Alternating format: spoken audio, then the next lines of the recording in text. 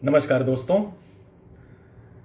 कबीर के जीवन से जुड़ी हुई चीज़ों को लेकर के उनके शिक्षाओं से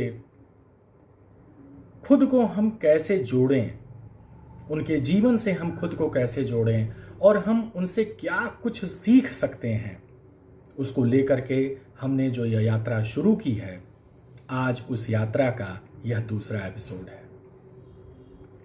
दोस्तों, कबीर निरक्षर थे, अनपढ़ थे और निरक्षर और अनपढ़ होते हुए भी जहां वह पहुंच गए, जहां वह पहुंचे, जहां को वह प्राप्त हुए, वह इस बात को बताता है कि आपके पढ़े लिखे होने से और आपके सत्य जानने का कोई संबंध नहीं है। आप बहुत पढ़े लिखे हैं, बहुत ज्ञानी हैं, बहुत अच्छे अच्छे डिग्रियां हैं आपके पास, तो इसका यह मतलब कतई नहीं है कि आप सत्य जानते हैं। सत्य को जानने के लिए पढ़ा लिखा होना कोई जरूरी नहीं है, और इसका सबसे बड़ा उदाहरण है कबीर। और इसी के साथ कबीर एक उम्मीद जगा देते हैं, एक आशा जगा देते हैं उन लोगों से, उन लोगों के मन में जो खुद भी अनपढ़ हैं या कम पढ़े लिखे हैं। कबीर उनके लिए एक उम्मीद की किरण है कि अगर बिना कुछ पढ़े, बिना कोई शिक्षा दीक्षा ग्रहण किए एक अनपढ़ व्यक्ति कबीर अगर इस ऊंचाई को प्राप्त कर सकता है तो कोई भी प्राप्त कर सकता है।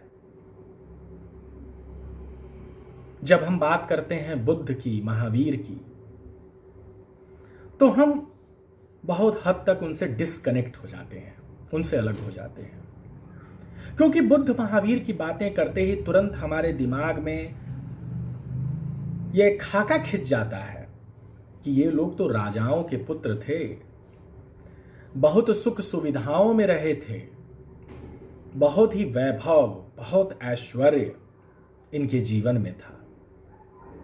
तो अगर बुद्ध और महावीर ने यह कहा कि धन व्यर्थ है, तो हम उनसे खुद को जोड़ नहीं पाते, क्योंकि धन व्यर्थ है यह समझने के लिए, इसका अनुभव करने के लिए आपके पास धन का होना जरूरी है। और अगर आप धन के अभाव में हैं, उसकी कमी में है, तो आप यह कैसे कहेंगे कि धन व्यर्थ है? दूसरे का सुन के हो सकता है कह दें, लेकिन अपने दिल से यह बात आप कैसे कह पाएंगे कि धन व्यर्थ है?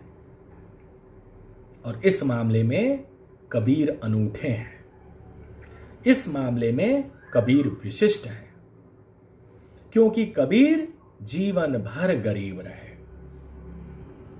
और गरीब होते हुए भी, धन न होते हुए भी उन्होंने बड़ी शिद्दत से, बड़ी गहराई से, पूरे दिल से यह बात कही कि धन व्यर्थ है। यह बहुत बड़ी बात है। अगर बुद्ध कहते हैं, महावीर कहते हैं, कोई भी दूसरा पुरुष कहता है कि धन व्यर्थ है, तो वो तभी कह सकता है जब वो धन के बीच में रहा हो, उसके पास धन की कोई कमी ना रही हो। बुद्ध महावीर राजाओं के पुत्र थे, बड़े बड़े महल थे, तो उनके लिए यह बात कहना आसान थी। जीवन में क्या चुनौती थी? कोई चुनौती नहीं थी,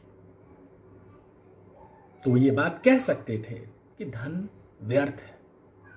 मगर कबीर, जो सड़क पर पैदा हुए, किसी महल में नहीं पैदा हुए, जब वो ये बात कहते हैं तो ये बात बहुत गहरे असर करती है कि हां, धन व्यर्थ है। बुद्ध कहते थे कि स्त्रियां और कुछ नहीं है, हाड़ मांस का एक पुतला है, एक शरीर है, इससे ज्यादा कुछ नहीं है।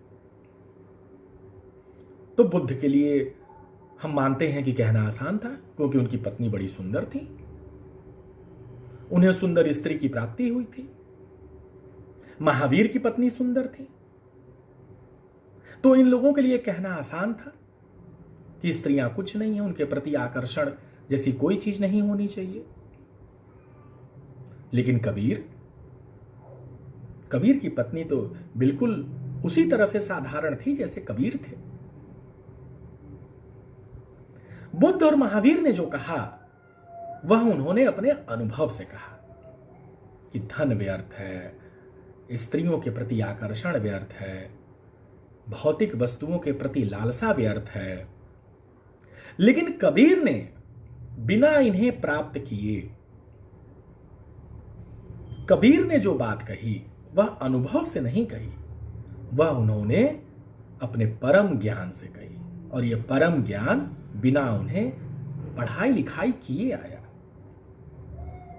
इसलिए कबीर बुद्ध और महावीर से ज्यादा प्रभाव यहां दिखाते हैं, वे ज्यादा प्रभावशाली साबित होते हैं। और अगर कबीर इस काम को कर सकते हैं, कबीर यहां पहुंच सकते हैं, कबीर इस ज्ञान को प्राप्त कर सकते हैं, तो कोई भी कर सकता है। कबीर का तो पता ही नहीं था कि वह किस जात के थे, किस धर्म के थे, लावारिस पड़े थे, पैदा होते ही उनकी मां ने उन्हें छोड़ दिया था, तो कोई नहीं जानता कि उनका धर्म क्या था, उनकी जात क्या थी जन्म से।